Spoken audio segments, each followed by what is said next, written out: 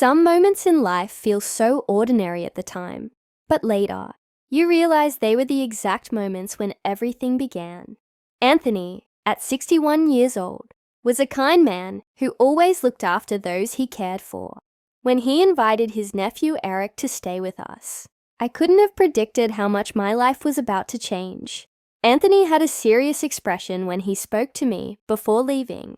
"Daisy, Eric is a sensitive boy. You know he has trouble sleeping at night. Take good care of him, okay? He needs to get himself together before starting university." I nodded, not thinking much of it. How could I have known we'd finally get the call about the house we'd been waiting for, and that Anthony would leave for 3 days to check it out, leaving me alone with Eric? Eric was no longer a boy. At 20, his tall frame, broad shoulders, and mature presence were undeniable, though to Anthony, he was still just his little nephew. As for me, I had always felt a faint, strange warmth around Eric, a subtle excitement I could never fully explain. When Anthony drove away, Eric approached me, adjusting the strap of his bag with that familiar, mischievous yet sincere smile. "Looks like it's just the two of us now," he said, his voice calm but with an undeniable depth. I felt both excitement and unease at the thought of being alone with him.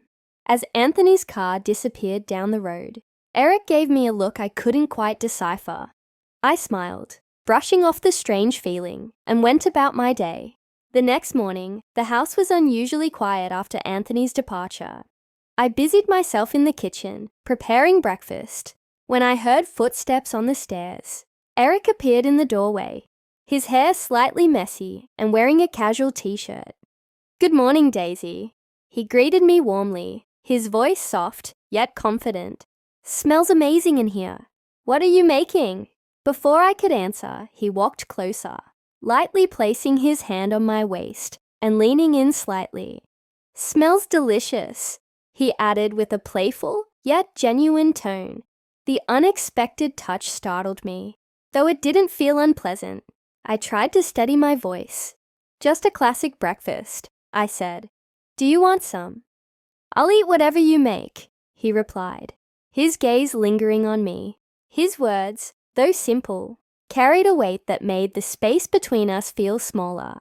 As we sat down at the table, his relaxed demeanor had an undertone I hadn't noticed before. "You know, Daisy, you're incredibly attractive for your age," he said suddenly, his words catching me off guard. I set my fork down, flustered. "I mean it. You're the most striking person around." "Eric, you shouldn't say things like that," I replied, laughing nervously, but I could feel my cheeks flush. "Thank you, but you're exaggerating," he said, his eyes scanning me slowly. "If I were in my uncle's place, I wouldn't leave you alone for even a second." I didn't know how to respond. Desperate to change the subject, I stood and started clearing the plates. Eric leaned back in his chair, his gaze following me. "We should celebrate," he said, breaking the silence. "Uncle told me about the house. It'd be a shame not to." "It's not finalized yet," I replied, smiling despite myself. "Still, let's do something tonight, just the two of us," he said. "You should dress up. Wear something nice. We'll send Uncle pictures and tell him not to come back until he's bought the house." "Eric," I hesitated, unsure. "Don't hesitate," he said, cheerful but firm. "You're young and have such an incredible figure. Wear one of your old dresses. I'm curious to see how you'd look." His words left me speechless, but his earnest expression made it impossible to refuse. "All right," I finally said. "We'll see." Eric smiled, his eyes gleaming. "It's going to be perfect. 6:05 p.m. 1/26/2025. Uzara 5:29. When Anthony's face appeared on the screen, Eric immediately started speaking with an upbeat tone. "Uncle, we've already started celebrating," he said, turning the camera toward the table to showcase the beautifully set meal.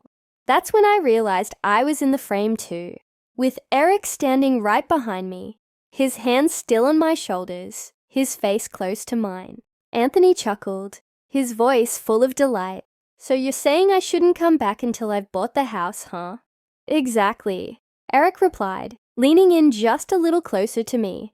I could feel his fingers brushing slightly against my shoulders. I wanted to step away from the camera, but didn't want to ruin Anthony's happiness. All right, Anthony said, laughing. I'll check out the house and head back as soon as I can. You two keep enjoying yourselves. As Eric ended the call, I let out a deep breath, though it did nothing to calm the storm of emotions swirling inside me. My thoughts drifted to Eric's previous visits, how he had always seemed a bit mischievous yet endearing. But this time, he was different. His boldness and charm were impossible to ignore, stirring feelings in me I couldn't fully understand. I found myself comparing this to my marriage with Anthony. How long had it been since he'd really seen me, paid attention to me? Lately, his focus was entirely on work, leaving me feeling invisible. And now, with just a few moments of Eric's attention, I realized how deeply I missed feeling desired, seen, and alive.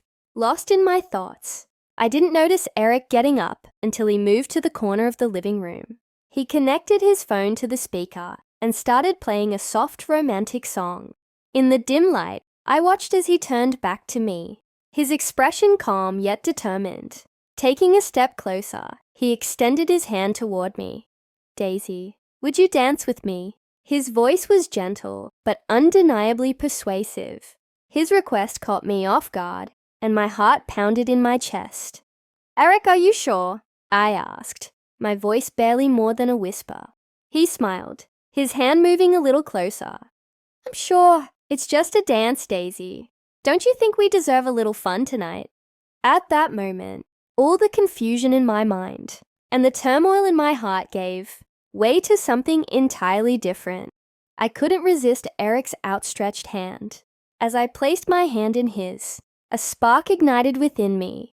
The moment his warmth touched my skin, Eric gently guided me to the center of the living room. One hand rested on my waist, while the other held mine softly. Then he switched off the lights, leaving only the flickering glow of the candles he had lit on the table.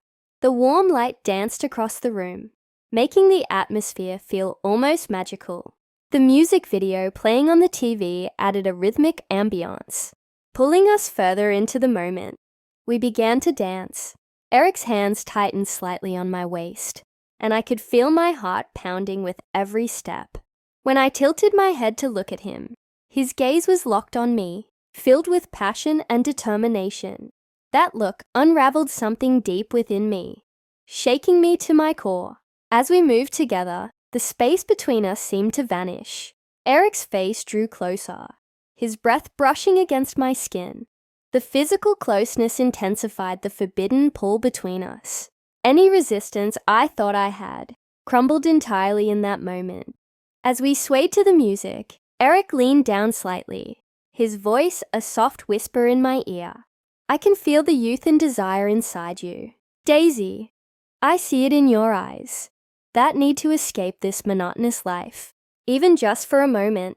What you don't realize is that the longing of that young woman inside you radiates through your body, keeping you forever young. His tone was gentle, yet filled with a conviction that cut through me. His word,